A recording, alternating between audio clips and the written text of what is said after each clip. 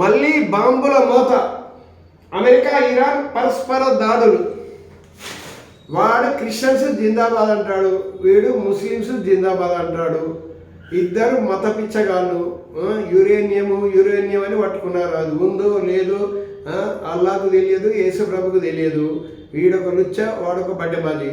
కాబట్టి ఈ ఇద్దరు నా కొడుకుల వల్ల మొత్తం ప్రపంచంలో పెట్రోల్ ధరలు, కిరోసిన్ ధరలు, గ్యాస్ ధరలు ఒకటి కాదు, ప్రతి ఒక్కదానికి ఇబ్బంది అయిపోయి ఇండియాలో మొత్తం ప్రపంచంలో 400 కోట్ల జనాభా అతలాకుతలం అయిపోతున్నారు.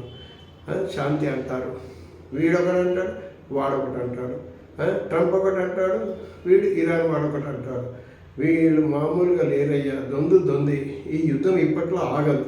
కాబట్టి పాట ఏమంటుందంటే అందరి మేలు కోరుకొని వెంటనే యుద్ధాన్ని ఆపండి, లేకుంటే నా కొడుకులందరినీ ట్రంప్ను ఇరాన్ వాళ్ళని జైల్లో పెడితే పీడవాయి కోడి కూసి.